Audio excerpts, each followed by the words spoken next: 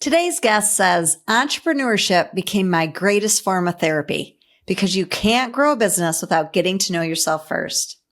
Today, I sat down with Brooke Koeninger, founder of Scale with Clarity, to talk about her leaving her corporate job during the Great Resignation, how she rewrote her identity as a working mom turned entrepreneur, and what it really means to build a business that works for you. We got real about burnout, about measuring fulfillment, not just your numbers, and how small tweaks in your numbers can have a major impact. Welcome to the next episode of Main Street Success Stories podcast. I'm your host, Jennifer Kok, a 25-year entrepreneur, and I created this podcast to share others' journeys to help you learn, grow, stay motivated, and know that you are not alone in this game called entrepreneurship. I invite you into our conversation. This is the type of episode where grab a cup of coffee because you're going to feel like you're sitting in the same room with both of us. I introduce to you my dear friend, Brooke.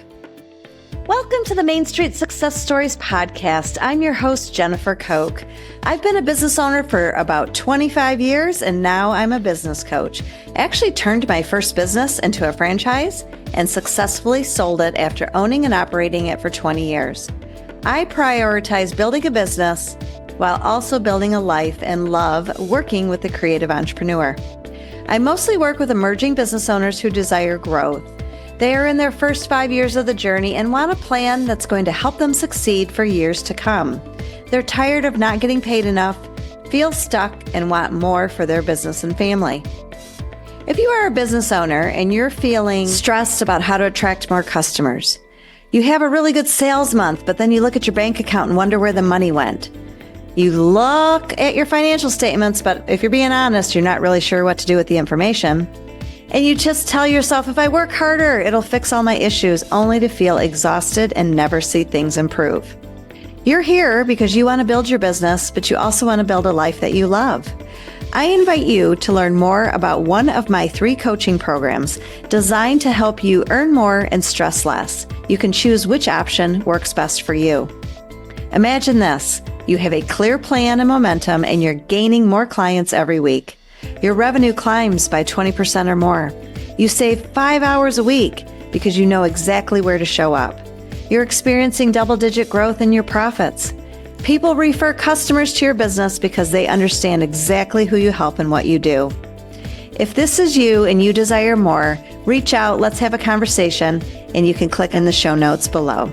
Hey, Brooke. Hi. I just love having you on my show. How are you today? Oh, I'm so good. I'm going to try and hold back the energy. You know, I've got a lot of words and energy, but I'm good. I'm excited to be here. Well, you know, you and I met a few years ago in a group coaching program, and we just clicked. I think we clicked because our golden retrievers are both named Allie. If it wasn't that solidified it. Absolutely. It solidified it. It did. And, I just resonated so much with your journey and your story. You know, you're a mom, you're a wife, you're a business owner, you're wearing all the hats, your kids are in the thick of it. Which you know. Yeah. And I just feel like you've got such an interesting story. And so I'm so excited that you're on today, and I'm excited to dive in. Me too.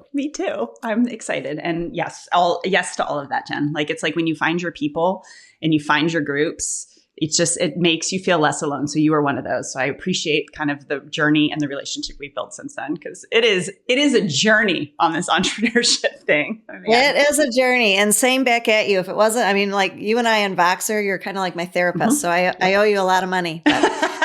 Same. We'll just call it even. How about that? Yeah, here we go.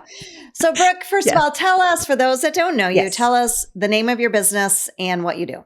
So my business is Scale with Clarity. I am a fractional CFO and strategist, I like to say, that helps small businesses. So around 6 figures and 7 figures, helps you grow. We look at your numbers as your data set, but we set your goals and kind of track our progress towards it in a nutshell.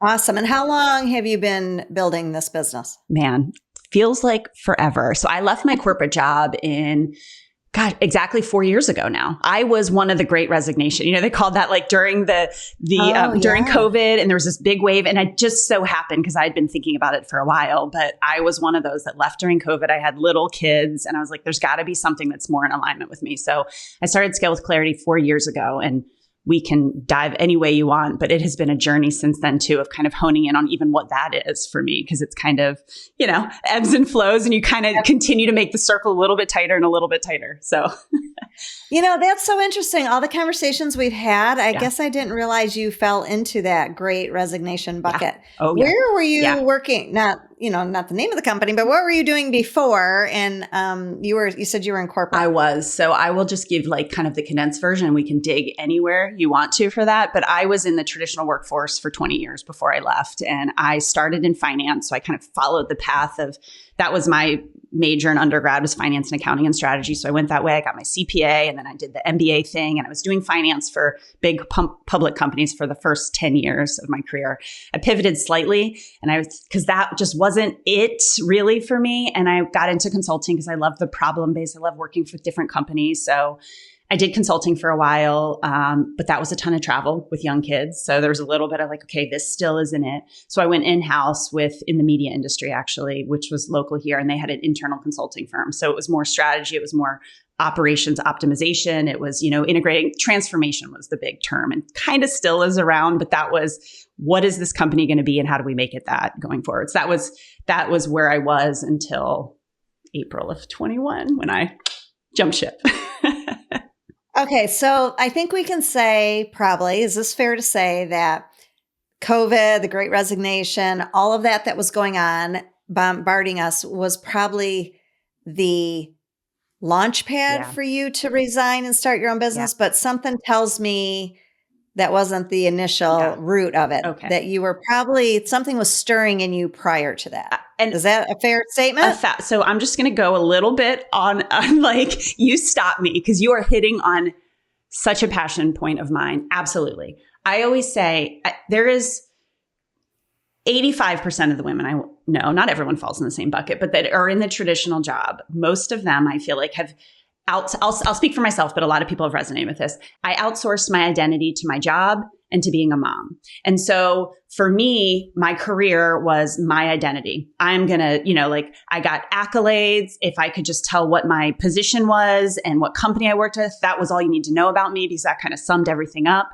And then I had kids, and I told you already I was traveling a lot. So it was this contrast of like, whoa, I don't know that that's what I really want anymore, but I wasn't ready to give that up. But I had kids at home, and I wanted to be around more. And I was trying to figure out, what is that identity? And in an effort for that, I kind of gave everything to them when I was home, because I would have to travel and I'd want to give the job. And it hit a point, it slowly was burning. I said I kind of jumped jobs a little bit. I mean, I tried different industries and stuff, and it still wasn't it. And I started turning it inward. I was like, that must be, I just am not going to be happy. I just don't know what I want. And I fortunately come from a family that is entrepreneurial. My parents started a small business when I was young. So I saw that aspect of small business, kind of take a risk on yourself and go after that. So I was risk taking in that, where that wasn't crazy to me, to kind of try and leave and do what you want. And stuff did hit ahead. You're right. Like I couldn't articulate that. It was like, Brooke, you don't know, actually, you're not following what's true in your heart, and you're not allowing that ego that says your career is all, you're not letting that kind of say what is in alignment. And you're right. COVID hit, and it kind of forced it out, because I had a 2-year-old at the time who couldn't go to daycare. I had a kindergartner who was trying to do remote school, and then a third grader.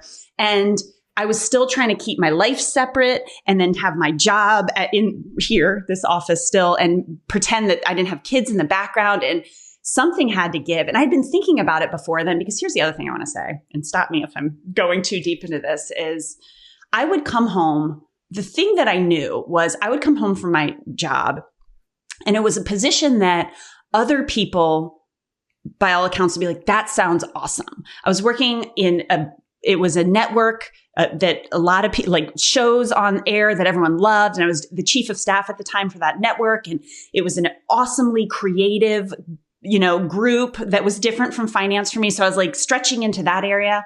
And I still was like, I would come home, my husband would be like, how was your day? And I'd be like, fine. It was this total like monotone, not awesome and not energizing. And it was just fine. And I was like, I don't want the next 20 years, 50 years, because I don't believe I ever actually want to retire. I'm not working so that I can be done and do something different. I want my life to just feel fulfilled. And what is that? And so it was kind of this burning thing, but absolutely COVID hit. And I was like, this isn't it. This can't be it. And I've got to bet on myself. I don't know what it is, but I've got to bet on myself and explore. And back to my parents kind of starting a small business when I was growing up, I was like, I know that entrepreneurs wear multiple hats. And I'm used to working at big companies that have a big, huge budget, and they're paying literally millions of dollars to consultants to come in and, try different things. And I'm like, there are so many businesses that I think small tweaks for a much smaller dollar amount could make huge impact to them from a percentage basis. And I was like, I want to try and take that problem solving aspect that, companies are spending to like grow fractions of the billions of dollars and like see what an impact I can make on small businesses. So, and thank goodness I had a husband that has the traditional job still and loves it. So he falls in that category of ones that love it. So I could take that risk, but yeah, it came to a head in April 21, but it had been a burning for a couple years of like, this just isn't it. So I'll pause there. You know what? That is just so powerful that most of us don't have time to sit there and think about what you were chasing something. You were chasing some kind of fulfillment, some type of joy. And I'm not saying, life was miserable. I'm just saying you wanted more. It didn't sit right with you. And when I think back to my corporate career, I loved my corporate career. It was a great job. And, from the outside looking in, I was on the fast track and I was, moving on up. But that meant I had to move my family every couple of years. And it didn't sit right with me. And, for some people, it's great. That's the thing that I think is so refreshing about talking with you is we all need to choose what works for us. Like, let's stop, comparing or shaming people that are doing it this way or doing it that way. It doesn't matter. If you want to work full time and travel in corporate life and go for it, go for it. We should be applauding you. But for you, there was something missing. And I give you kudos for listening to that inner. And maybe we should just thank COVID for coming around because maybe that's what kind of boosted you to take this leap of faith in yourself. It's so crazy, the 180 or the like kind of the dark and the light side of that too, because obviously COVID was horrible in so many ways, but what it did, at least for me, and I know a lot of people, it forced you to pause. Like I couldn't go anywhere. And some people started businesses out of that because they're like, I'm going to create content, things that you couldn't have even imagined. But for me, I had to kind of sit here and be like, in the busyness of life with kids and a busy career, you can just you get on autopilot and you go, go, go. And when you're forced to stop and be like, do I love this? That's when, sometimes it catches up to you on, like on a vacation or something, you finally stop, but then you're just like, you're close to burnt. You're like just in recovery mode during the vacation, so to have that prolonged period of like, I need to pause. And I was like, this isn't it. And this is what I do credit my parents because they've taken those risks. And no, that wasn't like starting the business wasn't like, great, our life is awesome now. But that muscle about being like, it's caused conflict sometimes with my husband because he's like, can we just be happy? But I'm like, there is a life and a world and a job where I am not always like great, but I am given energy by it. I am like excited about waking up. And certainly there's aspects of it that I don't. But what I love about what you said too is I think so much in, schooling, certainly the traditional path I followed, but now even starting your own business, there's so much out there that's like, follow this framework and this will be it. Or especially in my line of work, from a finance perspective, grow X amount and that's going to get you the next thing. But the heart of it is, and what has been my whole journey is like, it is the deepest amount of therapy you could possibly do because you have to figure out what you like. It's so unique for everyone. And that's where I like starting with clients. And I feel like everyone should is like that journey when you first start out of like, and it's always changing probably too, is like, what do you like? What is fulfilling to you? What are your goals as your individual and your family? And you said too, like someone turned me on to this values exercise. And I used to like, again, my brain is like numbers and black and white. And so I was like, value. Okay. It was so eye-opening because I didn't even know my values. So you said too, like you didn't want to travel with your family. And I feel like some people love that. Some people don't. And there's no right or wrong, but it's like, get to know yourself as opposed to what people say you should, like this is the path to happiness. Or in my traditional job, what I got used to was getting, you get quarterly feedback. So it's like, here's what you need to work on and to get to the next step. So it kind of shuts down that internal view of like, what do I want? What do I want to improve on? So like, I like what you said too. The path to success and happiness and starting your business and growing it in a way that you want is so unique for everyone. So you've got to really tap into that, which has been the hardest part for me over the last couple of years. Oh, absolutely. I mean, when you become an entrepreneur, there's so much personal development that goes with it. And sometimes outsiders, like my husband will look at me and it's like, what book are you reading? What even is that? Yeah. But we need to do that because we become the personal brand and it becomes, like I think the word identity that you mentioned earlier is so sharp and powerful.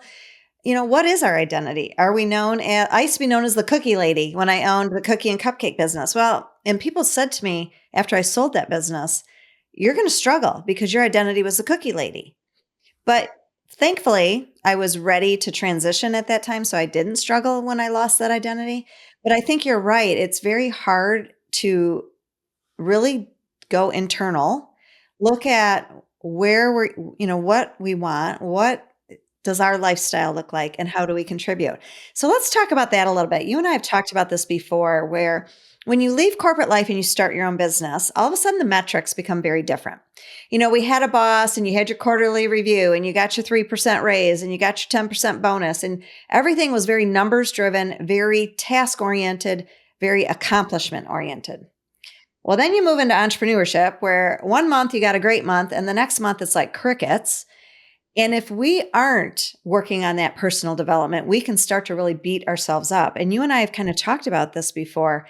So as you started building out your business, how did you keep yourself going during those initial months, years where you felt like you were just talking into a black hole and nobody was responding?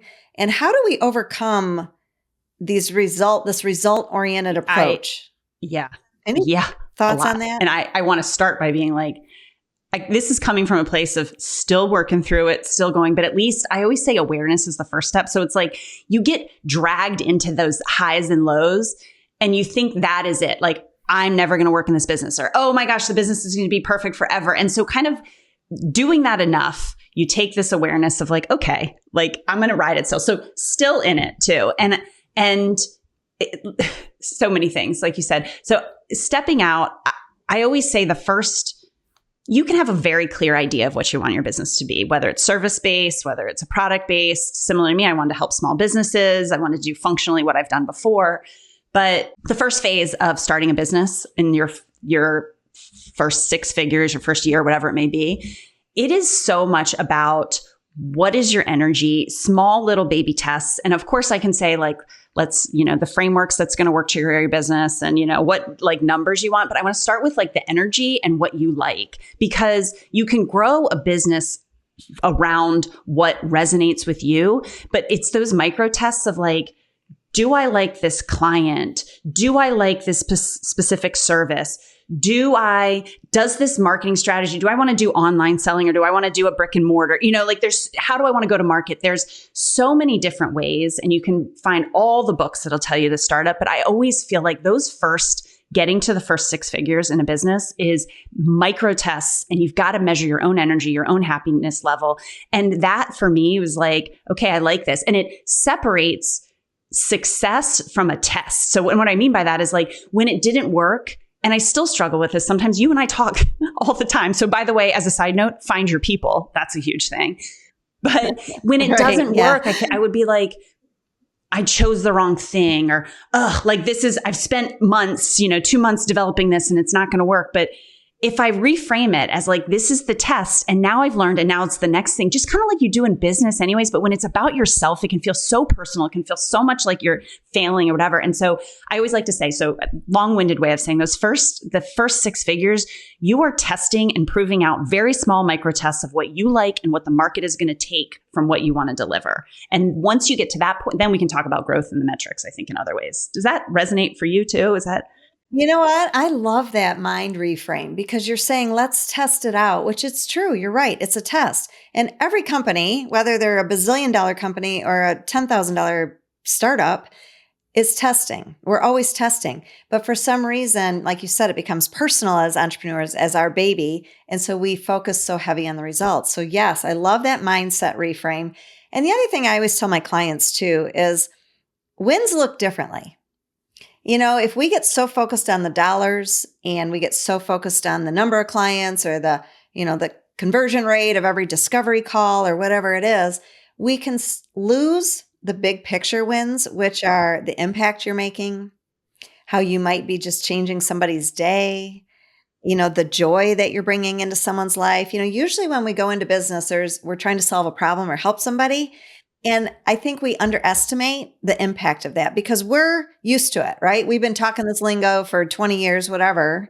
And we have to realize that somebody might be watching that's a few steps behind us. And that could be all the difference between them and making their business around work in or like not 6 work. months. You never know what you're saying 6 months later or a year later, they're going to come back. And we've now been at this long. You've kind of seen that evolution too of like, that's what's going to happen. So, and the other thing too, Jen, you were touching, like, it's these micro tests, but it's also, so many of my clients are saying, you reach a certain goal, whether it's your first 6 figures, your second 6 figures, you're at 7, whatever it is. And you're like, now I'm going to grow to the next amount.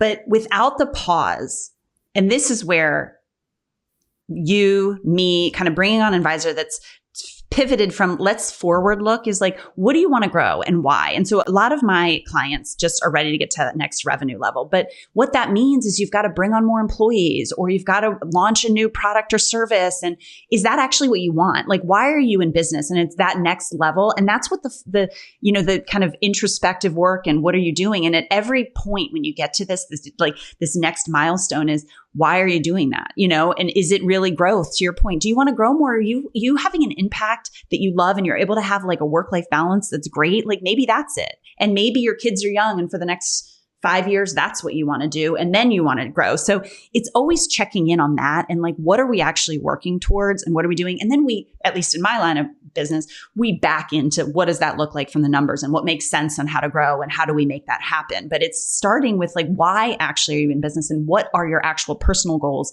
Your business should support that. It shouldn't be the other way around, which I think is what often ends up happening. That's such a refreshing approach because I think society has us trained we're always looking for the next. What's the next gain? What's the next? What's the next? And we're not content. We're not happy. And we're not looking at the back at the wins. And it's very easy to get in a trap there because when you start to think like that and you start chasing and now you're working harder. And I've had a few clients say to me, I want to max out my profit. I want to grow and pay myself really well, but I don't want to manage employees.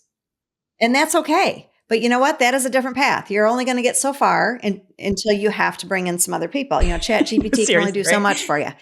So, but I think it's so powerful and so confident in yourself when you know that.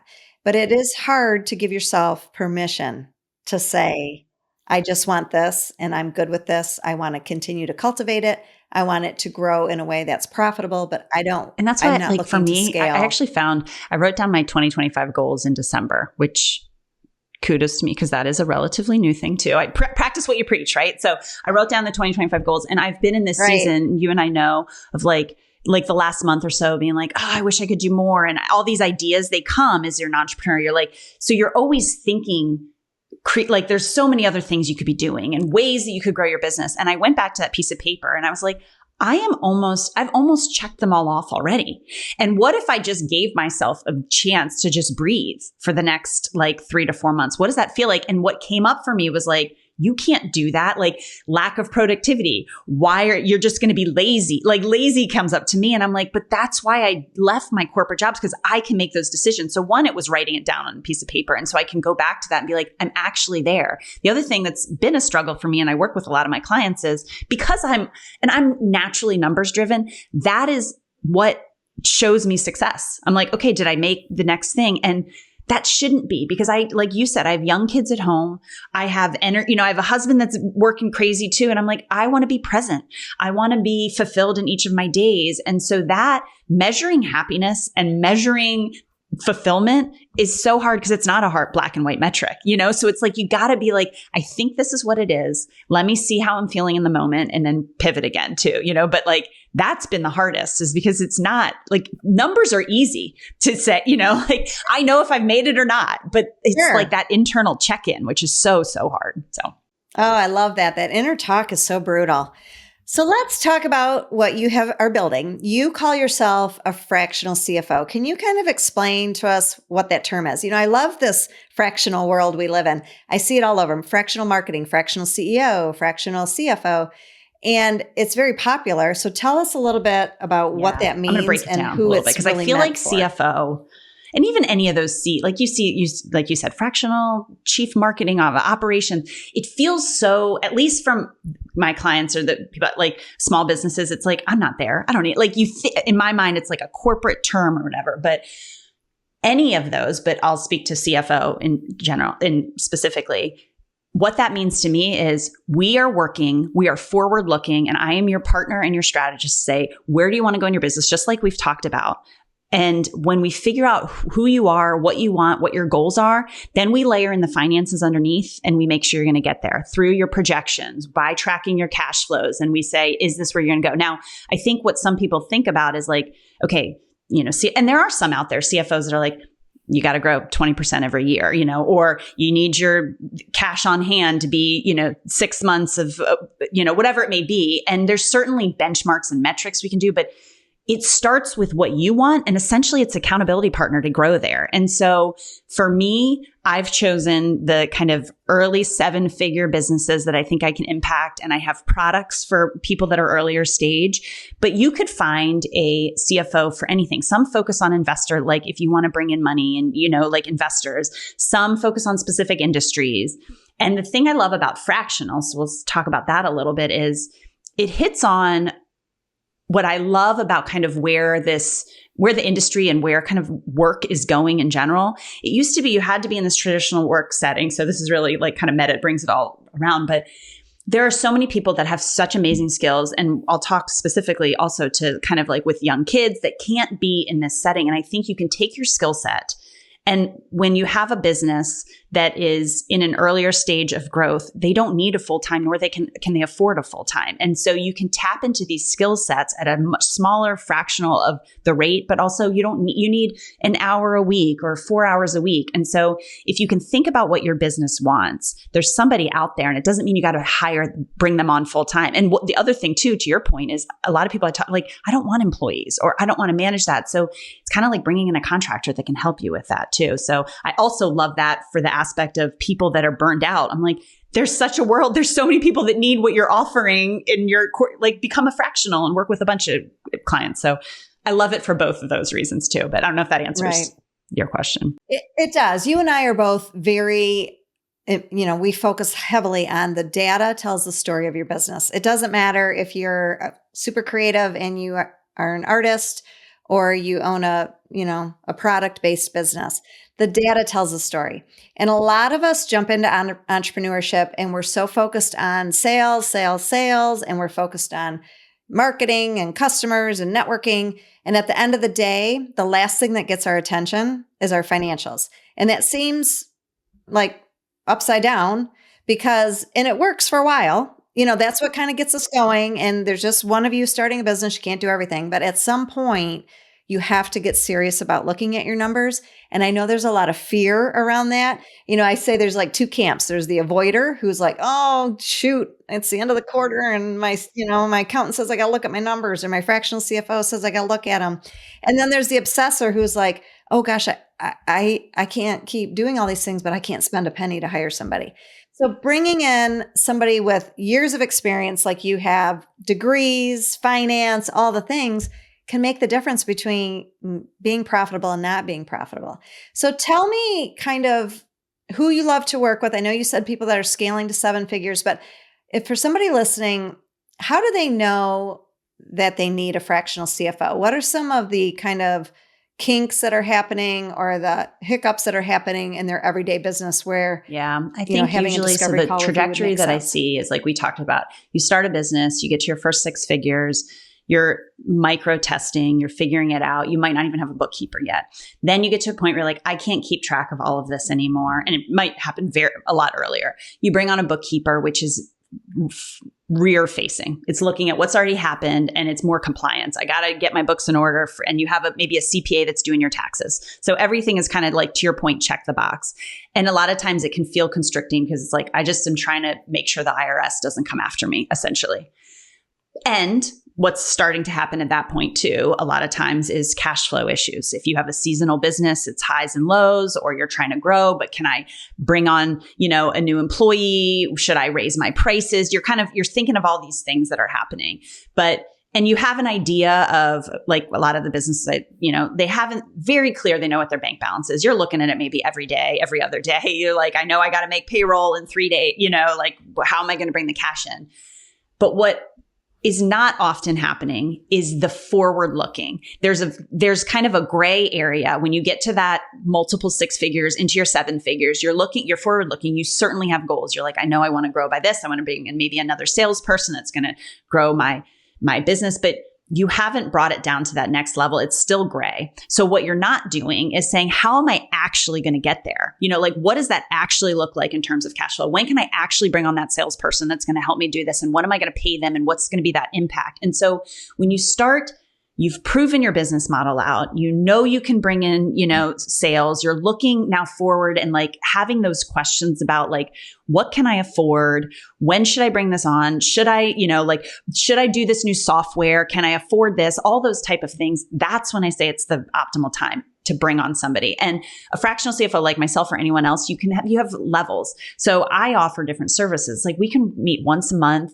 We can do biweekly. Some I'm in there I am deep in your books, but it is about looking forward and saying, what does that look like? And we actually map it out. So at a baseline, most CFOs, they're going to help you say, what is our projections? What does my cash flow look like at a very specific level? What do I have outstanding in my work in process that I haven't billed yet, so I can expect this cash in? When is it coming in? And so it gives you kind of this baseline of really, what do you make these decisions based off of? And a really good CFO is going to bring that back to your goals. They're going to make sure that, like, what are your actual goals that you said personally? And are we working towards that? So they're going to kind of be that mirror to you. And the last thing I'll say about that is because numbers can feel so constricting because you're used to it being like, let me just not get in trouble. And I don't have the cash that I want to do now. It's always kind of this like negative feeling, just like we talked about the personal goals, like how I wrote them down and I'm like, oh my God, I'm meeting them. And none of those goals, by the way, were financial.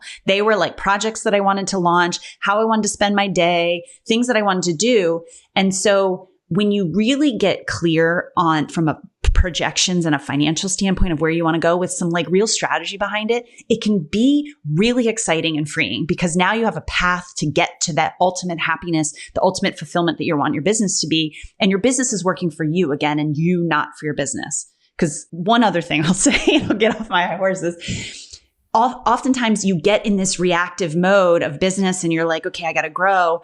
And you and I have talked about this, and it's like 85% of entrepreneurs oftentimes aren't paying yourself as the last thought. It's like, I'm going to replow this into the business. I'm going to invest in this. I'm going to bring another employee. But like, that's not actually the life that you should be building and why you're in business. You can really, really enjoy this. So I love that the finance aspect can be an unlock and an exciting thing if you're with the right person and you're looking at it the right way and and bringing a person on when you're looking at that growth and not after it's been too late. And you're like, now I'm way in debt and I don't know how to get out of this, Oh my gosh, Brooke, that's amazing. And I see why you called your business Scale with Clarity, because you're helping people be proactive, not reactive. So Brooke, how can listeners get in touch with you? What's the best way to connect with you? Scale with Clarity is my, is the email address or the website. So www.scalewithclarity. I am on Instagram. It's Brooke K Finance because nobody can spell my last name. It's crazy. And I will say I have a newsletter going out. So if you are an early stage entrepreneur, you haven't potentially even brought a bookkeeper on yet, I'm trying to reach and help people who maybe aren't ready for services yet. So I have a biweekly newsletter. So go to my website and get signed up for that. And then a podcast is coming. I'm launching at the end of June that will also touch on a lot of this stuff too. So. Well, thank you. I love it. And I will put all those links in the show notes. Thank you for being vulnerable, for sharing your story. And I really feel how you talk about aligning your life and building a business that works for you and aligns with you is something that more of us need to spend some time kind of marinating on, journaling about. And I hope people listening will take the time to do that. So thank you so much for sharing. It's been awesome having you. Here's what I hope you remember from this episode. You don't have to scale your business like everyone else. Brooke reminded us that true growth starts with clarity about your goals, your values, and the kind of life you actually want. When your business supports you, not the other way around, that's when you can build a business to sustain you for years to come. If you're ready to go beyond overwhelm and truly grow your business, I invite you to check out the Earn More, Stress Less growth system. It's designed by me to help creative business owners like you increase revenue, improve your profits, and finally pay yourself consistently without burning out. You have 3 options to join depending on where you're at in your business, and I invite you to learn about them so that you can build real-world strategies that work for you. The time is now. No more waiting, no more guessing, no more trying to do it all on your own. Let's build a business that not only grows, but gives you the freedom and fulfillment that you desire. Click the show notes below to learn more. Until next time, thanks for listening. Keep building and remember to support your local businesses. They need you more than ever.